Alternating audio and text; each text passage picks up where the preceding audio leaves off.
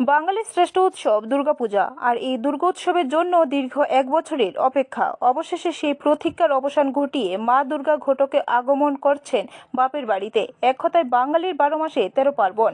12 মাসে 13 পার্বণের মধ্যে সর্বশ্রেষ্ঠ পার্বণ হলো শারদীয় দুর্গোৎসব।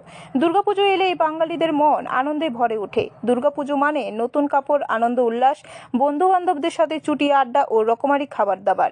চারিদিকে শিউলি ফুলের গন্ধ। কুমোরপাড়া থেকে শুরু করে মালা শিল্পী, ঢাকি ও পুজো মণ্ডপে শিল্পীদের চরম ব্যস্ততা।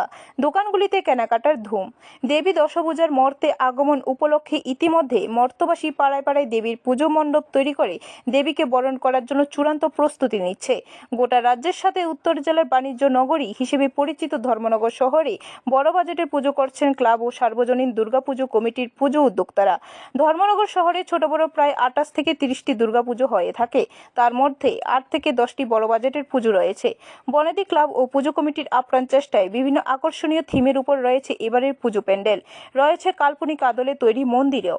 শহরের প্রাণ কেন্দ্রে বড় বাজেটের মধ্যে আপনজন ক্লাব, পদ্মপুর ক্লাব, এগিয়ে চলো ক্লাব, নয়াপাড়া সার্বজনীন দুর্গাপূজা কমিটি, ক্লাব কনস্টেন্সার্স মধ্য শহর সার্বজনীন দুর্গাপূজা কমিটি, নবরাগ সংঘ ইত্যাদি। প্রতি বছর প্রত্যেকটি ক্লাব ও সার্বজনীন পূজা কমিটি দর্শনার্থীদের কিছু নতুনত্ব দেওয়ার প্রয়াস করে থাকেন। এবারও তার ব্যতিক্রম নয়। ক্লাব এবছর 46তম দুর্গোৎসব আমরা পালন করব। আমাদের এবারের পুজোর বাজেট 20 লক্ষ টাকা।